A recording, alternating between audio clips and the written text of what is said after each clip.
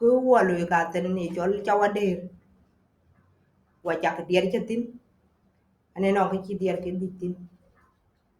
ena ber ku ben ju wa ko kul nyang payam ku ka ber chak dier wa dier ke tier ku to ker ke dier ena war jalengin ke dio ba ya ko bo ke en kor ba ko chatia ba ka leni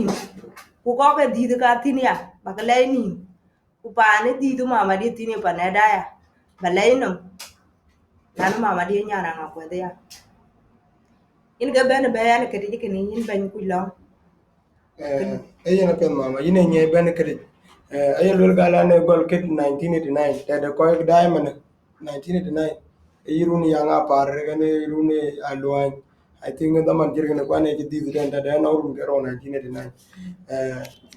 ayena pe do koy ko weta ko welcome iran pe ben man tiyo online to watin actual AG Media Production ko AG Media Production a studio awin ayene diara ay ko loitin ayene ko je ayen indier ko ay ko gur ko artist ayene rana won community no ko bulwel no dun ko bachal no dun ko bulwel advertise no ko bulwel yugo loide ne media sign Facebook sign Twitter sign no YouTube kaluku buloide ne adam ka to watin ayene na chola in cha welcome again cause tene in law dier ko achake luel akoi man tiyo no dier ke de man kache ke jabor tin per dier tera wane dier ka wane danya kankaro ba ke yen wala lekin dier ke man tiyo ke dier to ur man te music ye dier ke de ana no dier ko to ne na ba ka play ye ka to mane ka te ke de ka to ben dier kun jaga jata o ga yi mit ke pingu ko ping ko ke yena dil pi war galen album di baloi e pi ai gor lekin diera lo ke chi dit te man ku di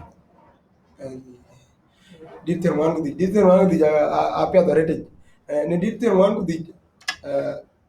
achapion ban pan bor ama South Sudan ben chapion nyenta ban war jalan kurba be kete kin jalan ke de man ko cha ko pio no dier vitti a ko ke chola dol pan ke na tia ku jela ko cha di ti chola ngokwe ku ko payam ci man payam panda ayan ko cha kala bay dier ke ro ka din to in ge chang pan ke na tia tin payam ayan dier la bay tin dier ke dia ka ikro aya ke la bay ku ko boria aya ke batare aya ke bata kanong din na te wen ke din kur nyang ka lo yor go bay bay ben wa te o din de ke din bay dit payam ka lo to ja le bay ben in ke chang tui anong din cha nen de jela du ke nia anong din cha nen de ai ko ke junub ke ka kan ke de ru pi kwa ngoro bagade una tu ni ale tin ba jorun ka ba ke de e yera pe diran pinga ya chola el gar kriej bene golle e gol maito kriej bene gol de le figak acha gol pandia o acha gol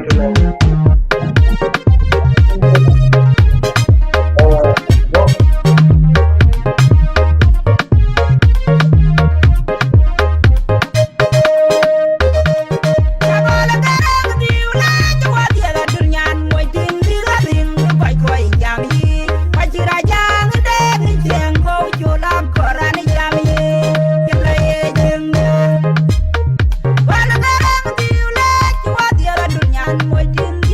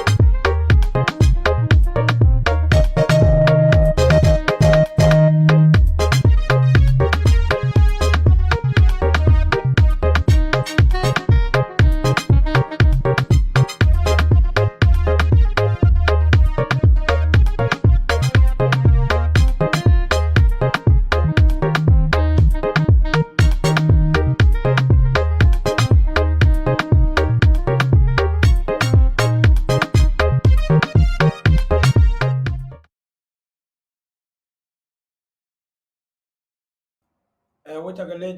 en ke din to ngawel gane ke ne ya le create ben e gol ma tok e din ke pani chola del din kak e din ko kol nyang pa yam ya de shukran mama dier ko apya da red ben kir number 2 no de chen in launching album du ko loitin album du loy launch ba dier ku ben ba ga ja ke ba ga char ko ni ben yen e cha te war pero ba lo ching loy yen anong ke de chi bagate a chi ria ka chi bagate eran ti bula ko chi ngadi cha to ka le cha to war ko di ang ko nyang ba yam ku je la ko bai di ko ju ja chi ria ka bu pina ka bu ben o yen ke de cha na tem tin le kin mane aya kor ba loy ate nya le chin bu ko jo pian bu ka ba di loy pe tir aiwa kar okay ba ke ko chi ju paten balo jubate ne e yeno pe we ko dai na America we ko dai no Australia we ko to na kuru ma le create bena bu kon gol jubate ne ku do man wona be bena ma can ay le launching album aba gol na ku kadang jubate ne shirkat gumbo jende bene loitin ay wan pana dol ben pan ko nyang pana ngakui pan bor ben gol to ku choy kira bler choy ton ay le penetier pe bija ben ye det campaign tier ko be ngor ke chele tene e media production e yena pede wablo diar ke dina wona chan e gol pandu ke pandu on kapo din tung pan ya de lo din tung pandu ngor ke tewa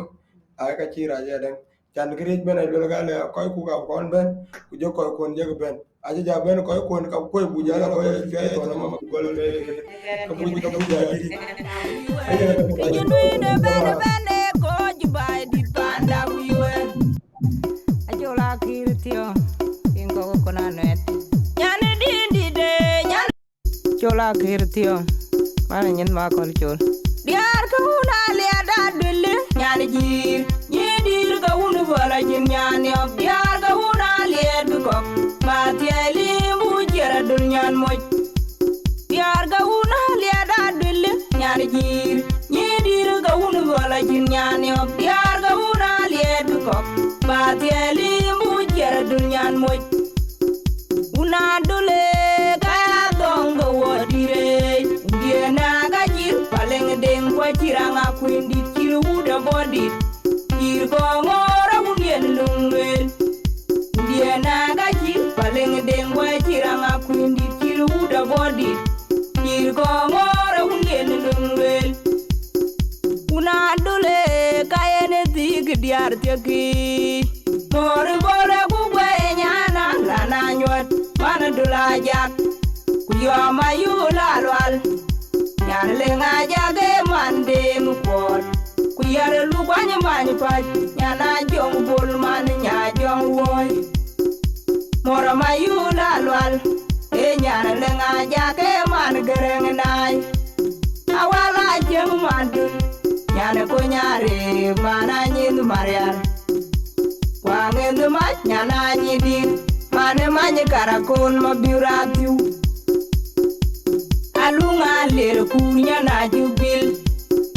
Mana jo makwe na jerbiu Kumana jangko diere gereng dier Nyandi di camdar mana ceng makol Yo diene chol mwendi weje tiang lenyen aweler ngombi Dio diene chol mwendi weje tiang lenyen aweler ngombi Akwala wol piok nyana juong nar e man tir ton Ayo kwa kwala mode manyari ngaler Nyera jang mayane e nyana lwala jage man malon nyel Nyana lwala jage man malon nyel Ayo kwa yun gaya len nyana lana nywade man chol machar Kwa yun malwar jok nyana ko nyare man chol ding Dio ni chol mondi weje tiang lenyen awele nombi Yori chol mondi weje tiang lenyen awele nombi Akwala mol biok nyana juong nar e man tir ton Wakwala mot maner yang alier Anyera jang mayane Nyana lwala jake man malon nyel Kwa yun gaya lit Nyana lana nywade man man chol machar wayun malwar jok e nyana ko nyare man chol ding diodien chol mondi weje tiang lenye na wele ngombi yor chol mondi weje tiang lenye na wele ngombi yar ko na le da dele nyana ji nyidir ga wunu wala jin nyani ob yar ga wuna le ko ba teli mu jera dunyan mo yar ga wuna le da dele nyana ji nyidir ga wunu wala jin nyani ob yar ga wuna le ko ba teli mu jera dunyan mo una dole kaya dongo wodire ndiena ga jir paleng deng ko chiranga kwindi chiru da bodi ir ko ngora unien lungwel ndiena ga jir paleng deng ko chiranga kwindi chiru da bodi ir ko ngora unien lungwel una dole kaya ne dig diar tegi mor bole ku nyana lana nyot mana dula jak ku yo mayula lwal nyan le ngaja ge mande ngpot ku yare lu kwanya many pa nyana jong pul man nya jong woy mora mayula lwal e nyan le ngaja ge man gereng nai awala jeng madu nyan ko nyare jola kirtio nyan baidi nyana ko yundi kejenwine bane bane ko jibaidi panda wiwen kejenwine bane bane ko jibaidi panda wiwen lunge kir jogalit ka jagwong wai jeng wari ukoj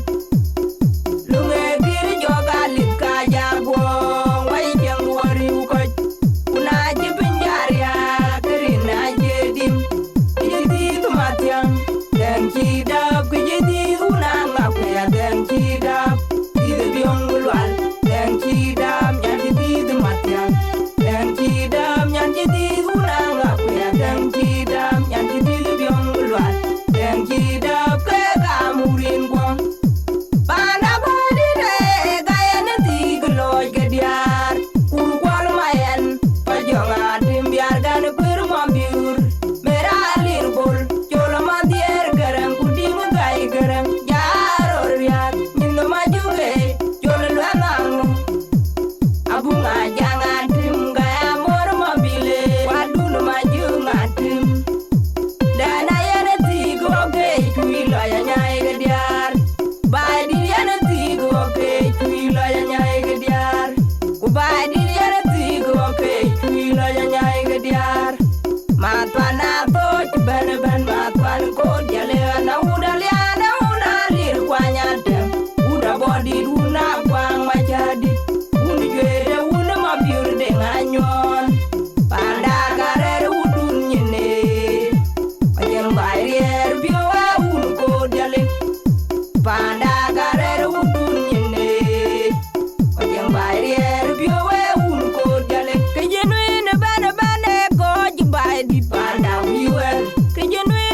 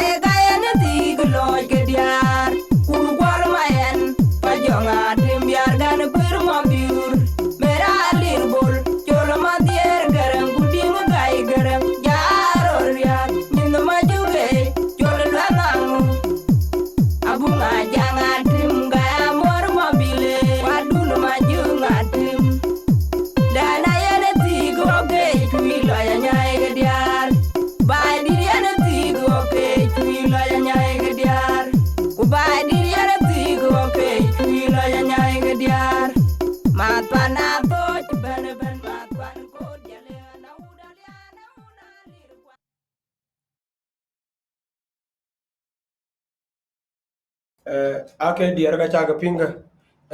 diar dinanga koi dine Din dine bai di kolnyang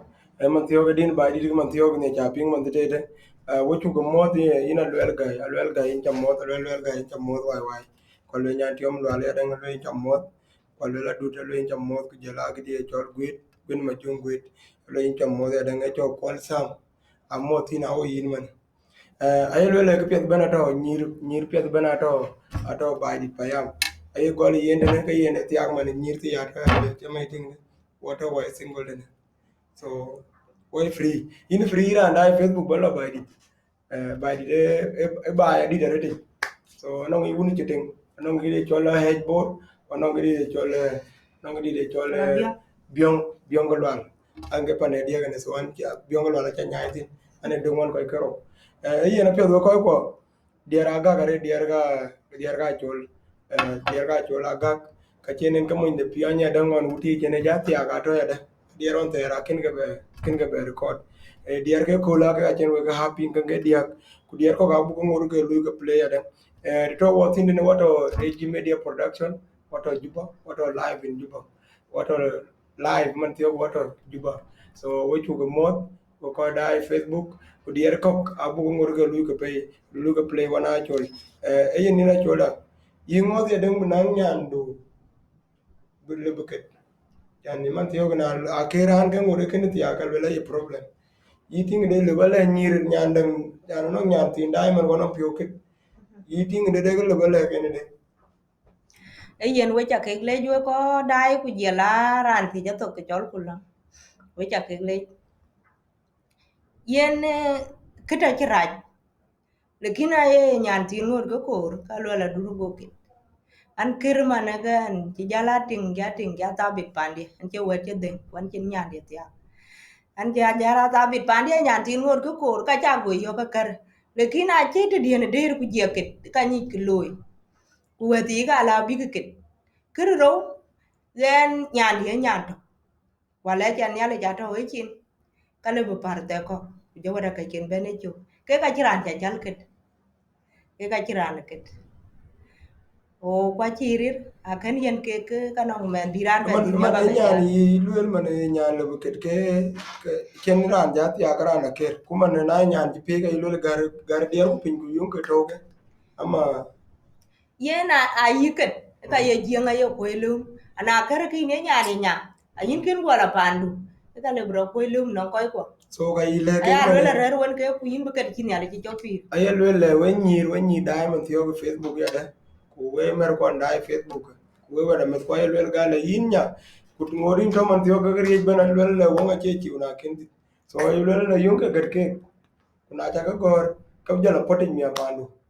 ko jala potin na je mo je be le re je ga je lo yin chi kirin chi kir ga ri la kar bagam so ay luel yin ni ngo ye we ngo man tiyo ko le kin do goter amay ting da chul ka ay yen ke de kan ay wa yen wuni ci tang ni ay nan ti ji ga bay di ko e nyang pa ka no ngi ko de ngare re te ben ti yen no ngi de ran bene piu nang ka de ko loy ku na ye gan ke kan jam ne cha ne ndwele nya chi ni den go yen taw ke de ku na yiran kor ba ti ka nga ku yin law ka kor ba ti bai dit yin law ai ni de ga ni cha nyan ji to ka de ga num pi yin law ba ti de nga yu ku lo ya pet an ti jal be lo pan tu go ti na re pan ni jol kol nya ya le ya na ni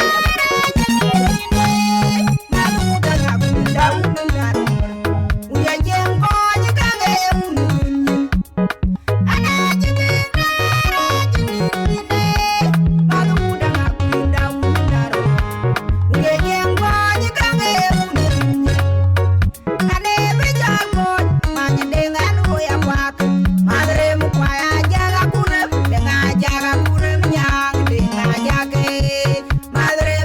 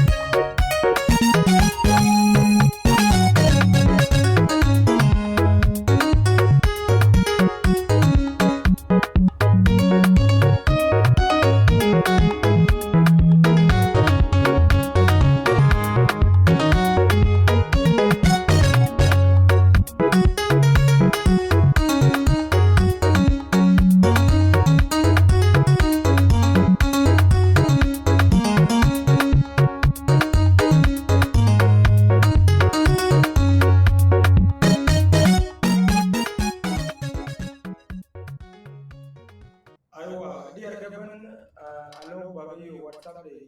number WhatsApp number ba yo sign media production in jamot chatting please my brother from Netherlands chola anyar o chaga leje da londa wengne ko le we ko ake dier ka chaga pinga dier ko ga ngod ke to ku wailel baranga ko we law ayel gal nyira to nga ko ke pet ka ji chwer pin na kor ting du ya ke de dan ama talan de to cha go ping man tioge bina pion nin de everywhere kor bi pion ya pet ka to pani cheten ato gri chol bai dit payam wota ko mod wota ko lori rampe ben man tioge into lor wato studio at AG Media Production wana chola kirtiong eting kolnyang payam eting adol eting gak ko yene de nga chole enyan bai dit payam enyan uni cheten ber bai dit payam te ke ko enyan lit ato man tioga dier ke ga ber ke jwer we ko baga ping ko jela launching de da nga to pen tier runi ache runi pe ya bu jal ngor ka lui communicate pen na yitine yeni na chol kai nong din dang chenin koy ko pe pion chana chalwen ne ai ko ga cha ga pion acha pion ni cha pion ni en wuni chiten pion ni na dul gak waje be lo de bugol choy kirma bugol choy ton din to be ngade tade bugol na mo kuna do cái buni ăn kim phiền coi cái cha nó phiền như coi có cha coi về là cái này gì ra lôi cái gì ngin cái blog cái này mà này chỉ là để chạy áo phiền lekin abraham man tiyo ko lel gala nan kor din wedding wa ting dia kor wo pion ka pion ke là lao yên cái chỉ đàn cho lên aiwa lekin ay ke kini cholin kin to pion bet payam ngote ku benin pinyare tieni pinyare ti mane pandu jala pandu ko ngade jeni lo lawo de ne yen pe ko ko ira ne don kor bi pion din wedding yedin be dendu yedin kenin wuji mior yedin kor beloide ku jan niar biya cholwe beloy ka chola lawo to ne to jubade ne so yedin o butawane e bu dini ngon ga be din niar ga butaw jano ko taw bi ko bi ping anong din ko ba dito computer jadi ka ko dina ko ta computer jadi okay yena be dinaron din udah kanaro dina ngoro kin ben bi de amato ye life dina ede ma le kina apia tane okay okay kalau ke din na aku cho theo din de chơi nó cái chứ gore Malida jawe una dul jal ting miara de wa wi jola duri ai ga mai temping una dul la ga ya na biulo ja jang duode kuma biume ba jang pana dul la ga ri dia undie na ga ya na biulo ja jang duode kuma biume ba jang pana dul la ga ri dia una dul la ga ya na biulo ja jang duode kuma biume Bana dulla gareri tie Dereng makirang arti Udewa jola kuye Uton kuala ke mariar kuraju Majung malwalding Dengi jolding Jong dereng jo Kuyatin mai kwereng aje Ajang kuala lung Kutili dengena Aku dengong Tingar pana dulla wanyi baikit Malida jawa dul jal ding miara de wa wi jola duri wa ga mai temping malida jawe una dul jal ding miara de wa wi jola duri wa ga mai temping una dul la ga ya na biulo ja jal duode mo biume ba jal pana dul la ga ri tie undie na ga ya na biulo ja jal duode mo biume ba jal pana dul la ga ri tie una dulla ga ya na biulo ja jang duode kuma biurme badiang pana dulla ga ri tie una dulla ga do ko jubie benya ja gwa maturalia ukon kilen majar uton kilen ding dul ma kor chul ku wan pa ma gawal garang deng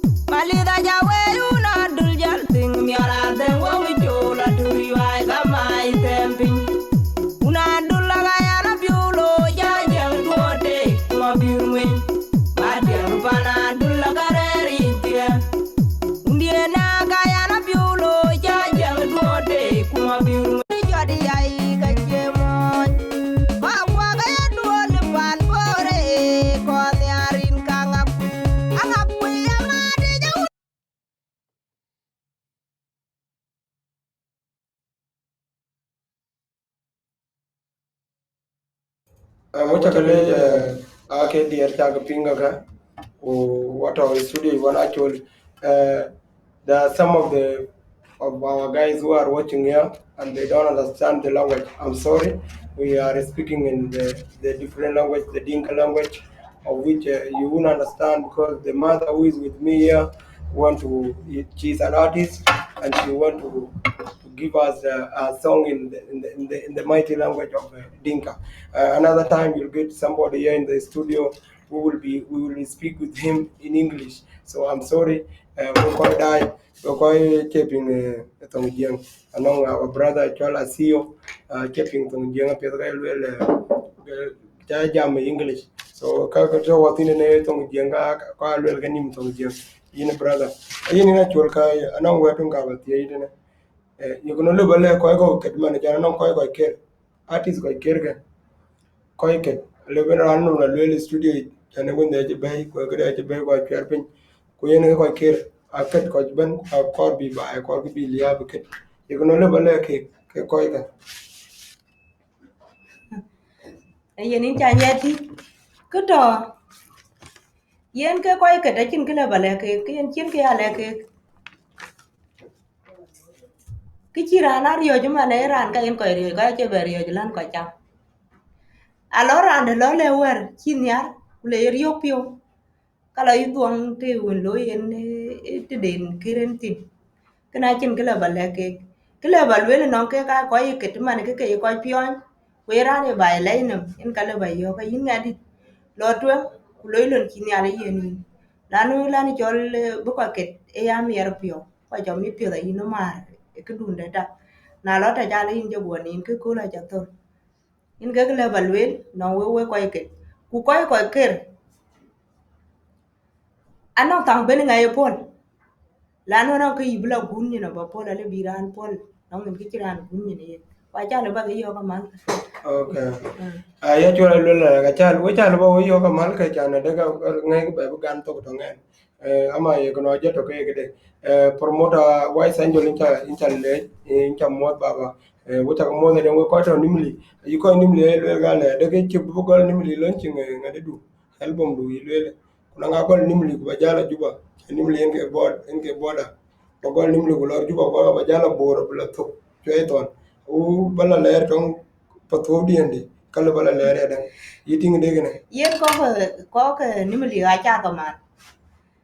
Ana kira juir tang da kule baketina le baketin lanu ni mi li bo da nyen. We an tere an tina rer pa ni chola ro Uganda. Na rum ge tier ku diak tin. Ane bo wara na mi bo ge diak tene juba kon mi dil duti. Ana bay kama na ye kang tiken na kang ken ku lel ga kana ba lu wo ge tene ka cha man. Lekin mane runi e juba tene ka lel ka ba ne loitin. Na ne tang ba ne loy ni mi ka braja ba juir. Na chi ka kang dili ka cha ka man. ayelo lo ko nimli paga pen tier mi ana chala kangele pen tier to ten e ko tier ko ta ko tin number 2 dan ko chakalo invited mane pen tier chan kri mane ko bal man ko bo ge jole ngadui ayam ban ke ban ama no cheni ne juertin Yen akan akira wo juir yen kene ke luai ke gana to lekin bina ko loy e loy wen ko community ale ba kan mi pio ko community ko ga le bi idea ja be kwa ja ne ba en be okay loy mana dia ka loy ko promote go ko lo ke ni ke okay dine anong din pananga ko ya kor buja pol mane Ato dine isibe je dina nga ko dine en song dine ke baby ko akin ba da do dem kor pol abu pol half bijal mare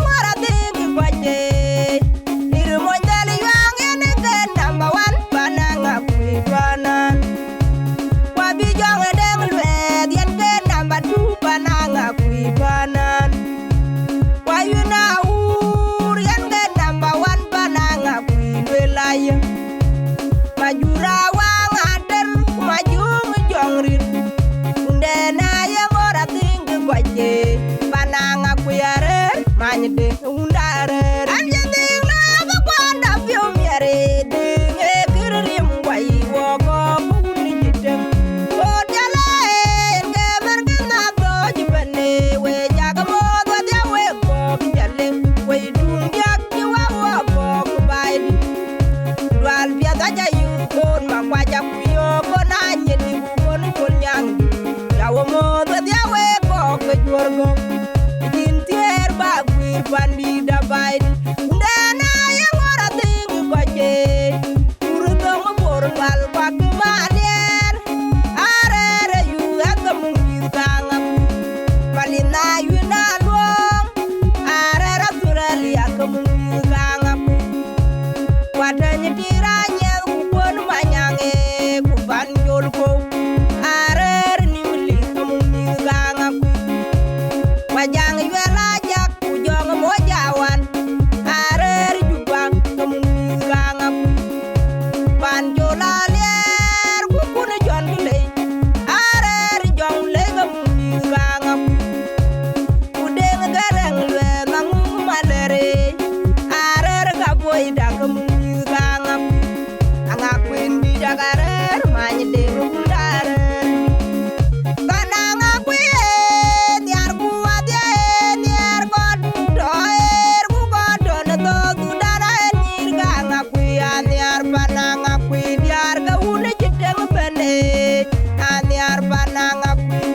pandena ka yimate pa kwa yimater tai warir diptor pan wa jipi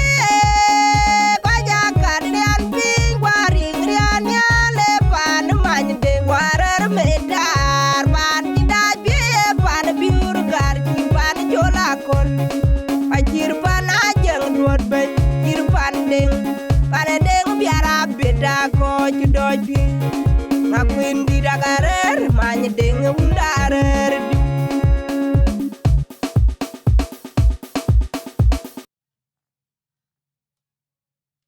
alala ke pan tungan pan biar nga bibit o cha mo ko pet ben man tioge mayol lin cha mo baga mayol mayan cha mo da mayol mayan ay lin cha mo di no rur pet red no diar pet we ko pet ben man tio woto AG Media Production live in Juba kuran to ne na achol aker etiong achol aker etiong nyan ba dit payam nyan wul ti nyan ngakwe ku yene jatiag kul nyang payam mania Nile Pirate etiaga adol gak en ke pande kene ala ba de ni ra lo ko ti na no nyande do nyande nyan to ko jorun ter na tel ko ba ku be lo ba jala ri ere na ra to kene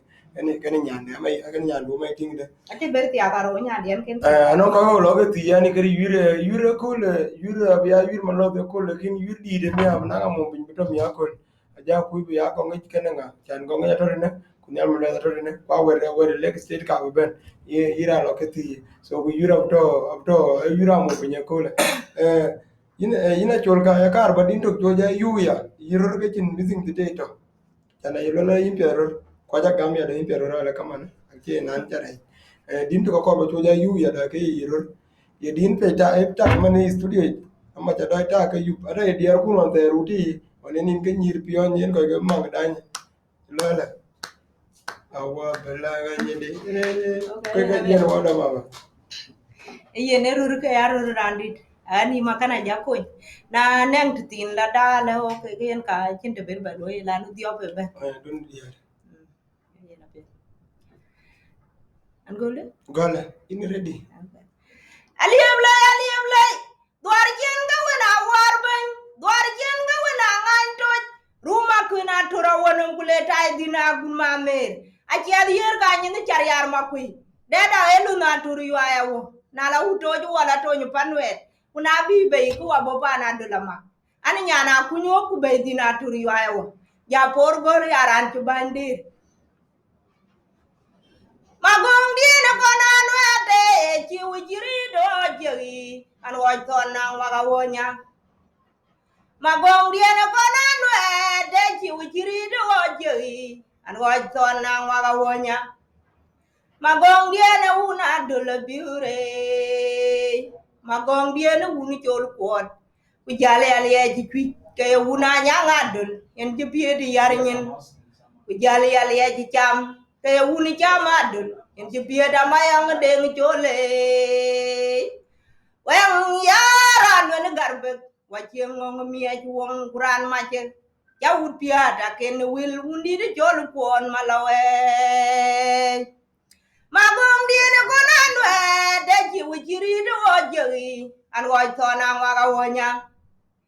magong dia na konan wet e chiwi do ojeri an wai tona waga wonya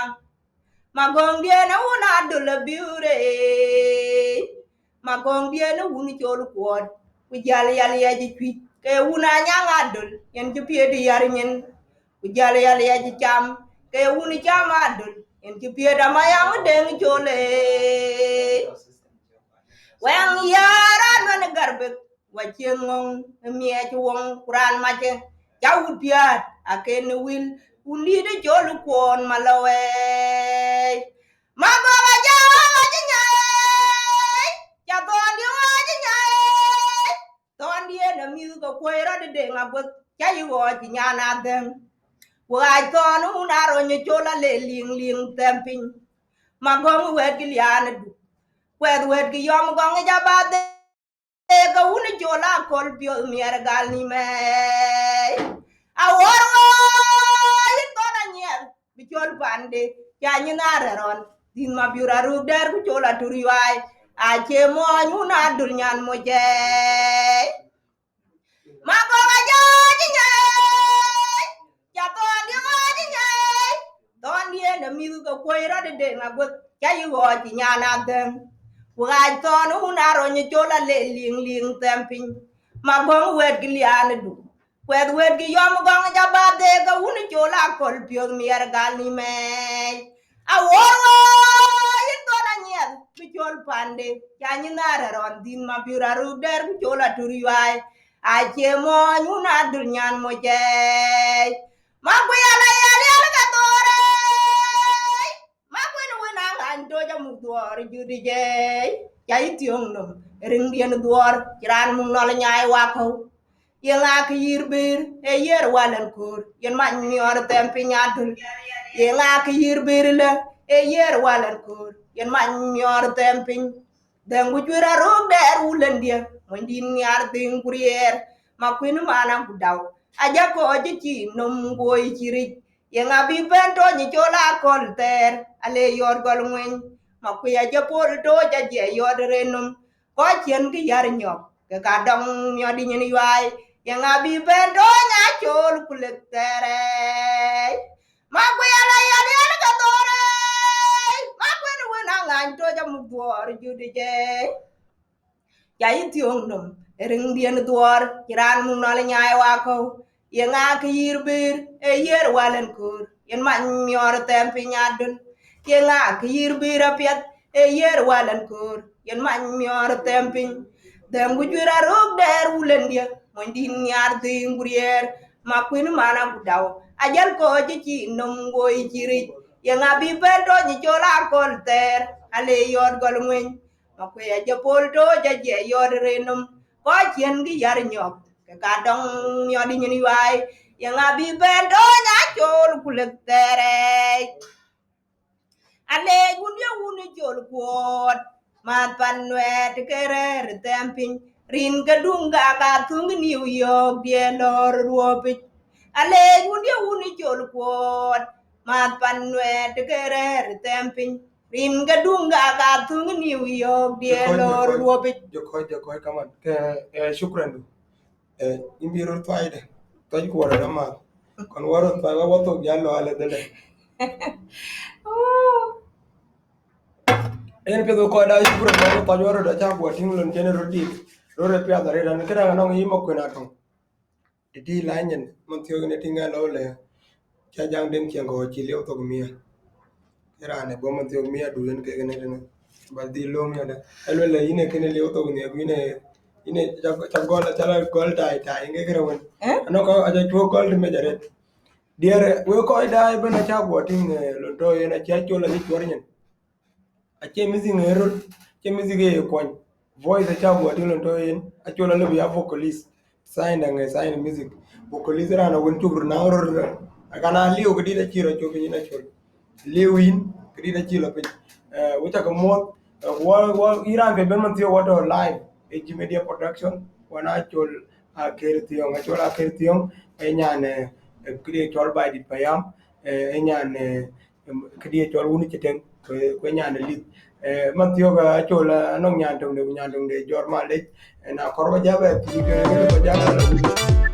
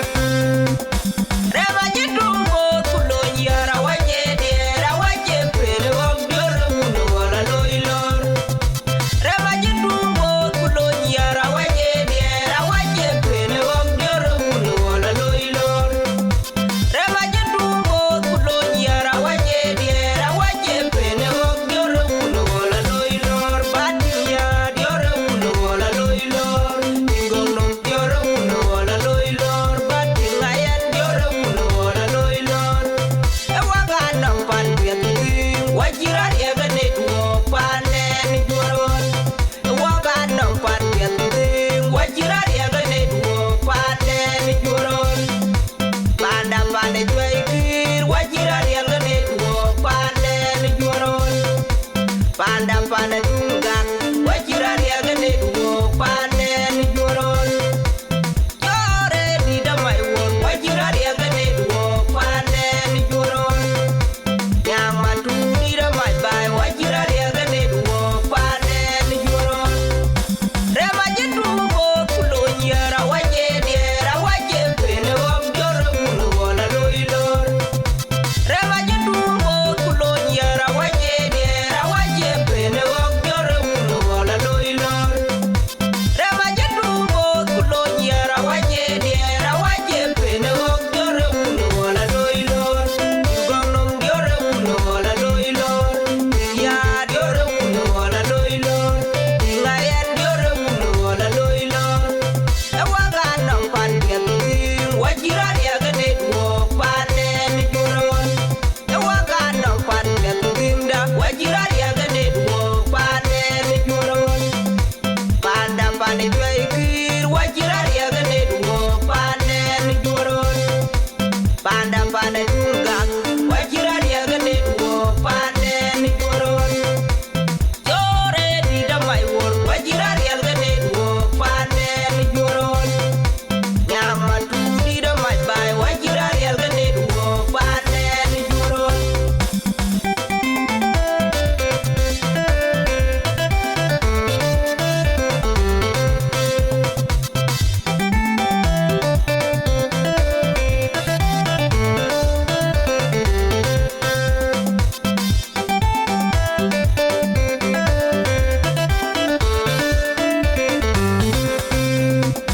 rema jetu bo kulo nyara waje diera waje pere wam joro kulo wala loilor rema jetu bo kulo nyara waje diera waje pere wam joro kulo wala loilor rema jetu bo kulo nyara waje diera waje pere wam joro kulo wala loilor banya joro kulo wala loilor ngono joro kulo wala loilor batingayan joro kulo wala loilor ewaga nang pan yatin wajira yaga network panen juron ewaga nang pan yatin wajira yaga network panen juron panda pande juaikir wajira yaga network panen juron panda pande tungang wajira yaga network panen juron jore di damai won wajira yaga network panen juron yang matu di damai bai wajira yaga network panen juron rema jetu bo kulo nyara waje diera waje pene wam joro kulo wala loilor rema jetu bo kulo nyara waje diera waje pene wam joro kulo wala loilor ake diar ka chol ka cha ping we koi ping ben a chole ber talented ko cha go ping na ji yu ne error kana ji yu music ko ka buga ngur ka alu ka record ne diar ko ka chu ko play ko ka lu ka record ne edge media production so na iran ke de deng le ba bend ne ile ba diar ko le ba ka record ne ile ba advertisement un ko lo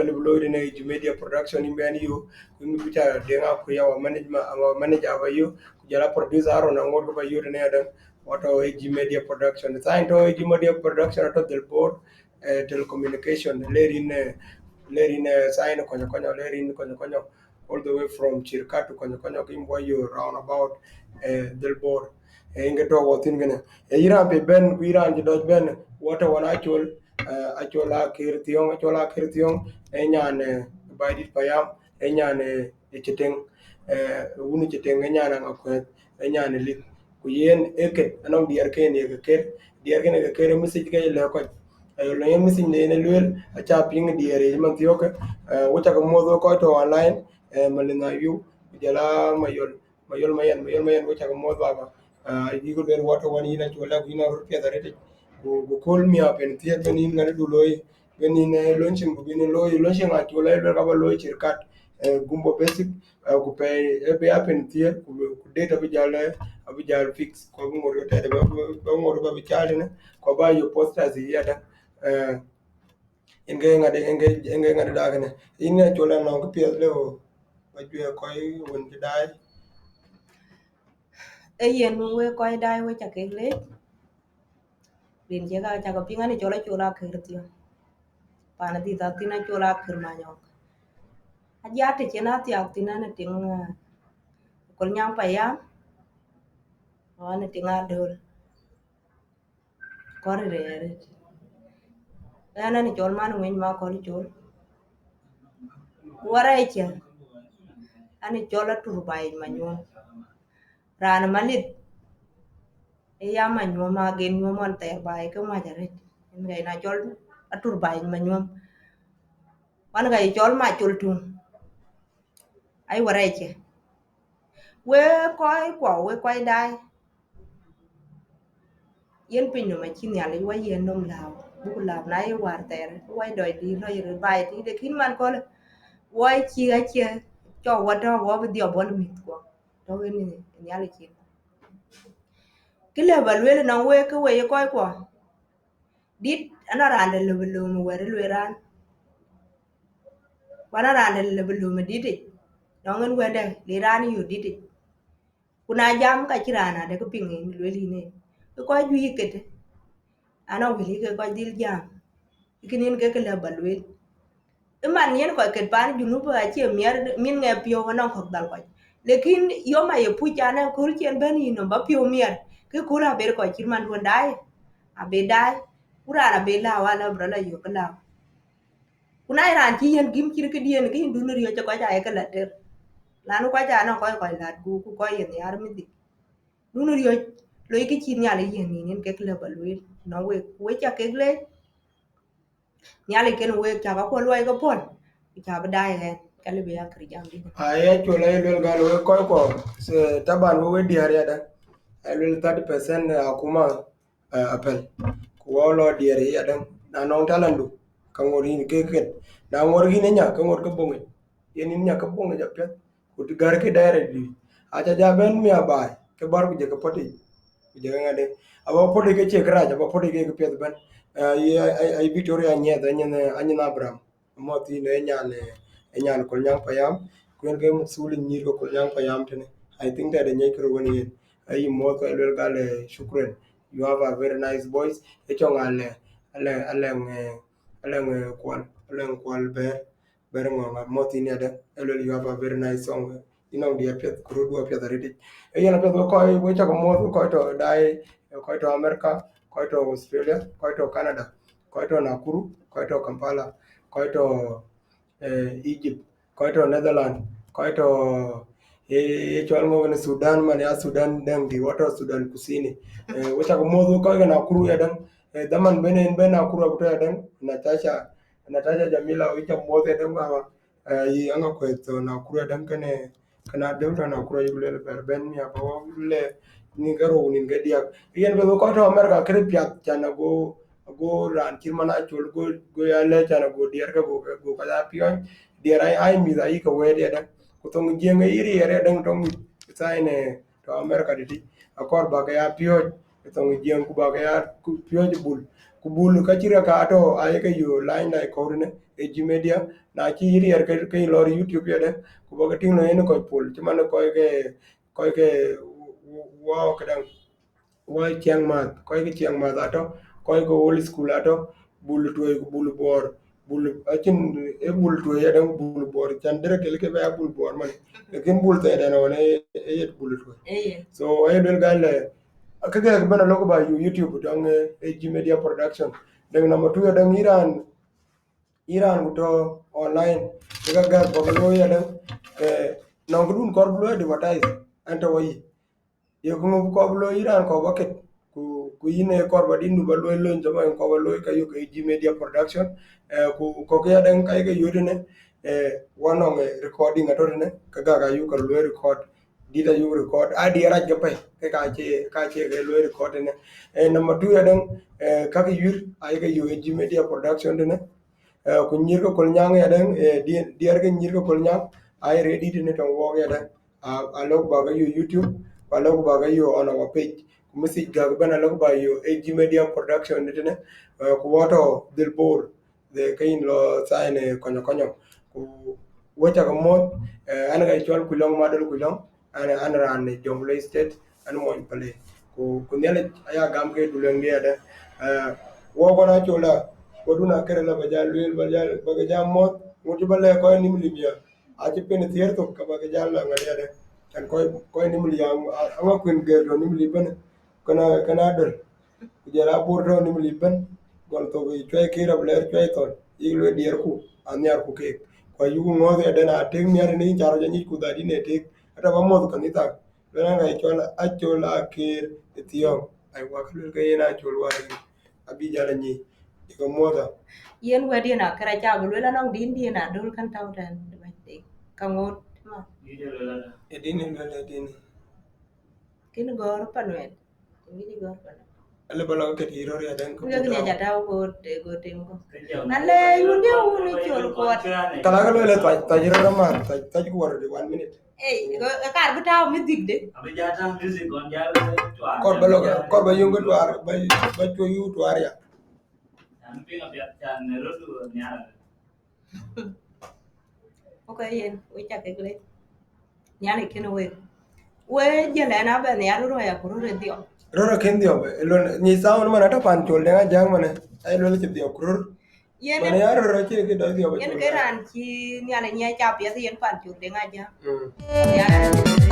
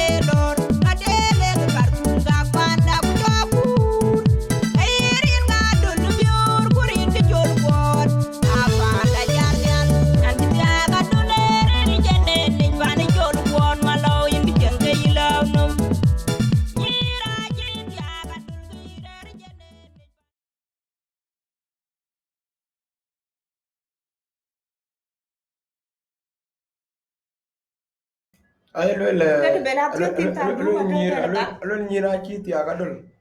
ke into jeneni wen nyir ke wuni chiten wen nyir ke baidi payam jale payam Akwai pa ya. makwai payam ler gidi chole tuis ben anyi di payam ler dung ding lwela achi ti agadol ke nyi into jeneni ka lwela dung padir dia dung ding dung padir dung dung dung chukor alwele Emmanuel ga yi mo gule shukran kapia ta lwe wa ne ko ki mo ni kin ai ayana wan de lwe gale wato wan yin mama nice song you know dear pet ko lun mi bene ngadu bene loy album du bene loy lon shirkade ne auto wan yin cho ka jang di biar alwe la to wan yin yeden kono ran ka lew to ga de chola gudran nyot cha lew to 500 shilling Kenyan shilling ina pe baba ina gudran nyot shukran baba dia 500 Kenyan shilling na bai mi ana kuru inge tumba kon gola wol gene e yin ba kor cho ga 500 yen di da rete ja kere ngale no ko tin bi jo ne zaman wo wala to pe do ko ira ne pe ben man tiyo wo to won aker achola aker tiyo live at AG Media Production Juba inga to wotin aker achola aker nyane bai di payam nyane wuni chiteng nyane lit ko jatia kol nyang payam Nile Pirate tiaga adol gak nga chene tiag tin kuran che tiaga chol ma kol chol ngwen erandi de panadol kurandi da ke hilare ko ko mi pan borba gol chwe to na black chwe ker en ke lor gane wo cha mod ben ko to online wo wana chol wo ru ja pa na era no ko kor ben ni kwan La diar ka dan ke ro ka ta. no din to dai to Cari num dado. kar bu Diar ka dan. ga jale ngade gumpo de amma dinto dai ko bata bu kon bu mang Lo sample, lo sample. lo sam por gala Diar una dolan ji dio be chuki undi na ka en lum wel ata wa ta be. Diar una dolan. Diar una dolan ji dio be chuki undi na. Una nyanga dol undi na ka en lum wel. E un jama dol undi na. Una cholo kulek undi na. E un cholo kwon undi na ka en lum wel. Ya nyane ban go ya ding banye nyane ko kalit. Kaja mayok to wun deng chol wundi en jodlu. Kaja biei wun deng chol wundi en jodlu. Kaja mayok to wun deng chol wundi en jodlu. Yar wun adula ji dio be chuki wundi en kayen lumwel. Yar wun adula ji dio be chuki wundi en. Una chol kulek wundi en. Na nyanga dol wundi en. Un chama dol wundi en. E un chol kwon wundi en kayen lumwel. Anyane bangu ya tinga banye.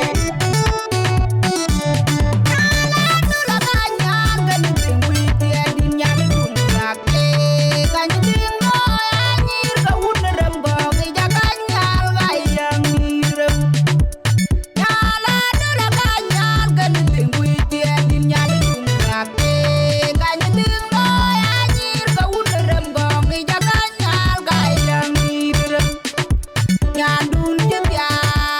kai ni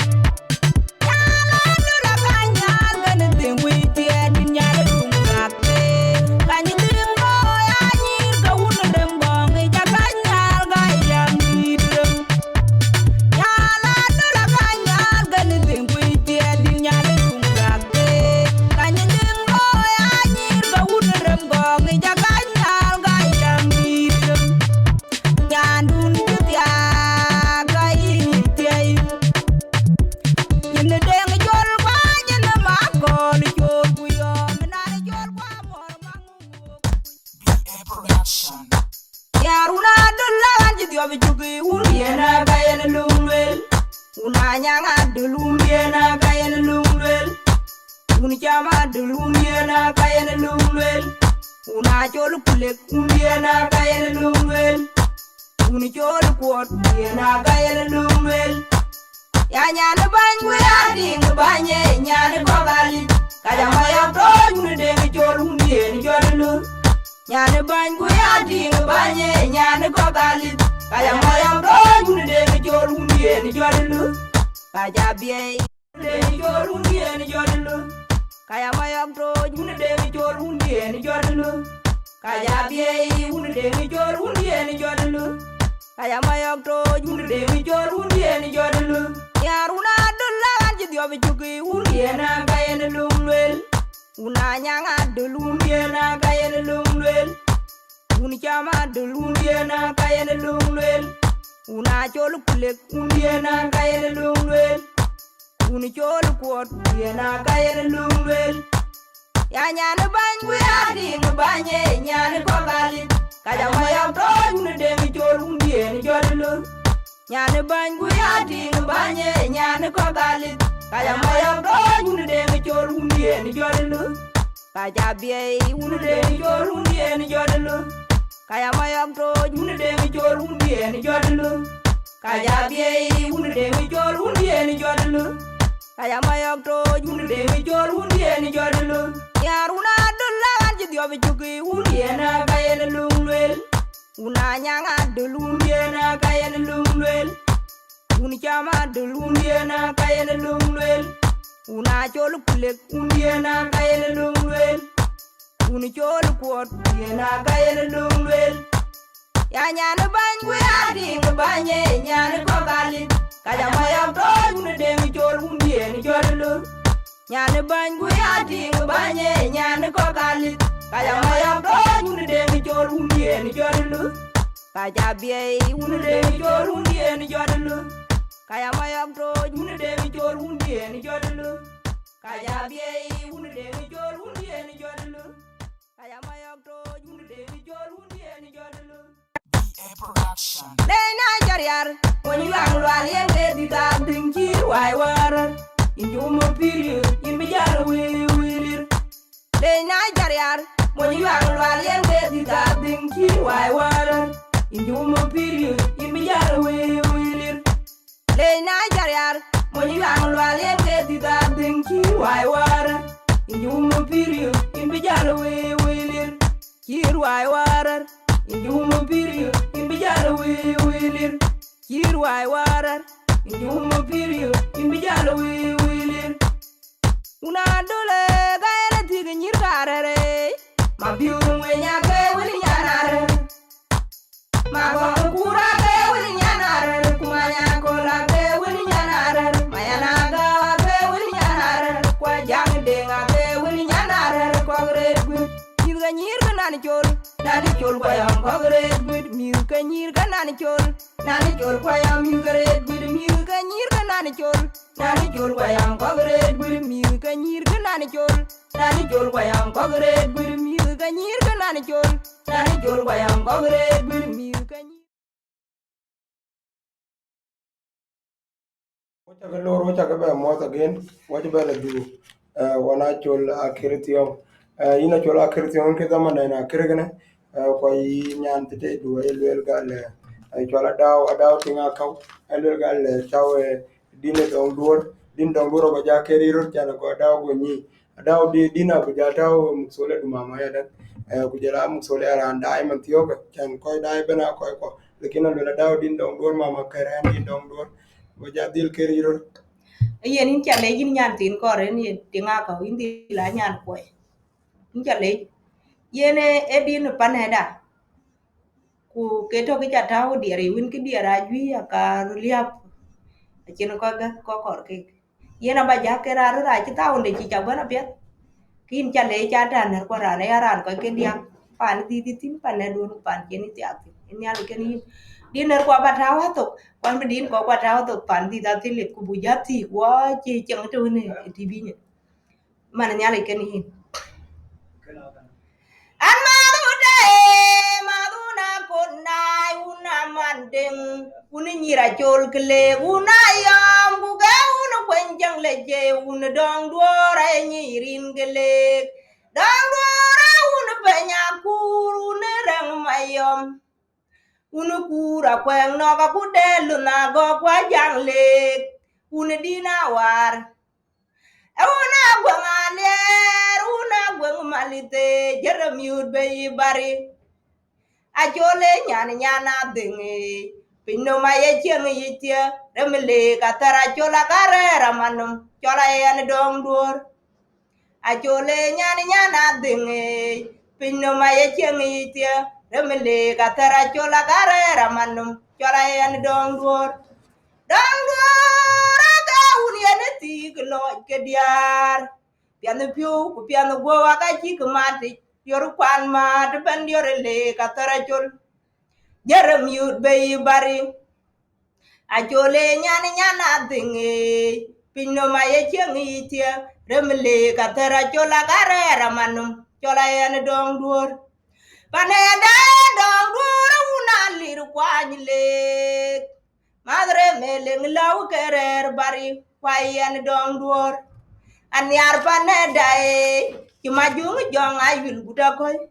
kola nyin kur nyana guton modi nyana bol kwet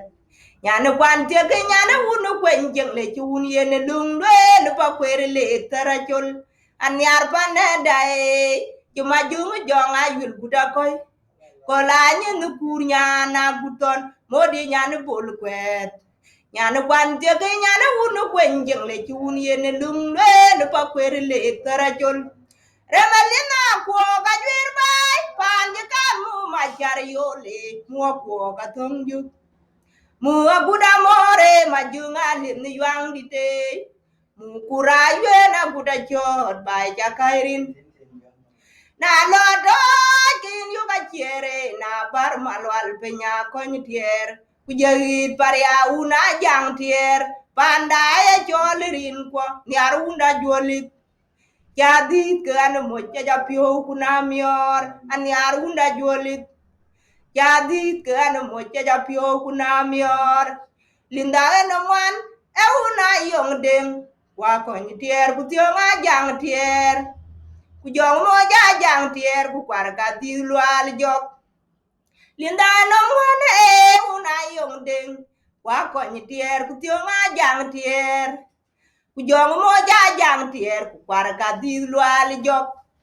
remelina ko ga jwer bay pan ji kan mu machar yole mu ko ka tongju amu aguda more majunga lin yang dite mu kurayo na guda chot bay jakairin loto kin yu ga chiere na bar malwal pinya kon tier ku jagit paria una jang tier panda e cholirin ko nyar unda jolit jadi ke anu mocha japio kuna mior anyar unda jolit jadi ke anu mocha japio kuna mior linda anu man e una yong deng wa kon tier ku tio nga jang tier ku jong moja jang tier ku kwar ka di lwal jok we chakele nyali kene we titini ci dum we yeli te dita tin ku jela dong duor we ni arke ka rit ko panda ku jela paneda nyali kene we ato nyali kin wo be yutang de kin nyali be jiri kirken we chakle cha nyiti den yena pede yin chule je dang yina chola adaw adana mor chi en $200 $200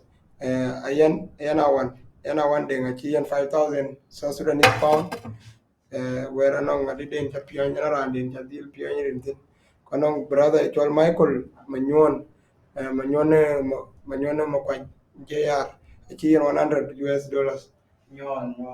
nyon Michael nyon mo kwa ni JR chi en $100 yena pedo kwa shukran duan damanda elo kutene ete den en wo create ben yuko example hinga cha tingene wanong music yuko record ne da ye diar ka tong jeng ye diar ka pala ye diar ga ngo yuko ne ko yuko ne da aka ga ka yuko ne recording yuko video du shoot yuko advertisement du yuko bi loy host na no ko le community ke pet ayu ko loy ku ya dan ka ga yur aya ga yur ne dan ka ga yur ban e zaman nen ko yur ko na MC adan sa ni yuri ran ku kenan chol kulong madul kulong an chol MC mo ko na tom pe ni to dan ko ja lui vote man ke chol jeng entertainment jeng entertainment jeng entertainment awards en ka to man tiyo na lui google on Facebook kaba yo ke gor jeng entertainment awards you'll vote for MC, best wrestling MC of the year. Mokuna tomato, pesa ikoto kwa nyarjur. So you vote for me. Number 2 yadan, AG Media Production to Dilbor telecommunication. Kin jel in sign shirkat kilo juba sign konyo kayo work telecommunication na marati to delete ne ka to work tinenum na chamara dan kin bonialte ba namba ko bagayo namba ko ato our page tine henga to wotini ada shukran na chola chanja bene ko le ko ya chola el penitier kadi nyel madin chengo na $100 de jating ada Australian dollars awu when the Australian dollars nyel madin chule ki ada wata ka lewe ko jidai ban ka pia cha ka jwe wo ga dan boys pia cha ping dong nyan Canada chol ku yin munye ineran ko bati ga nyana chol nyan to ko ti awo ter ile bajal ile bainum dil ki anga ko yun kitin ile bala bai di dan ama bala benadel baben kol nyang ya chol ay bar kol nyang ba enge to nyirtini ban aci ben kol nyang mi aka ba pio ni aba pianya da ya chola lol gal na kor bi pianya ma no wedding dun kor loy ma din dun kor beni pion kichan ko je pianya ayen ko jam gu ko na ne yarandi na kor bi pianya ra chol kale ba jalle ngor ke loy contact ko ba ben ji media ko bi nyol do a choltin to a choltin ko bi ja pianya da o ta mod ko ni mi ko ta mod ko da amerika number dia number Uganda ka dilu ya uba ka ngam ka dia nama dune South Sudan nama dun South Sudan kir Southern Sudan 09 21 70 70 88 10 number Uganda is 07 8 96 12 72 1 okay. When you pinga che na me ma kuna to ngana me ka chola ka na lo yu che ka chola ka ba yu number che aba ka ja yu ne G Media Production ku number dia dan abale ba yu MC ma kuna to nyin won my page you like my page ko cha ga mot ko na chol o ba la ben da man ni na chi chene ngare de chene to chene a ju de che to ben ku ju dong nin karo nin ke dia ka ba bele we that number dia ku jela de da man bene loy we nyir ko nyang mo chage gadan ko chage mo video do ne to kala ko ya ready wala ko ba yo G Media Production man tiyo ko iranda ngoro video du lo shoot one of producer denga ku yene manager da jala agri to producer aron kallo ba yo ne jala wa brother make waro ne G Media Production shukran duan wo chage le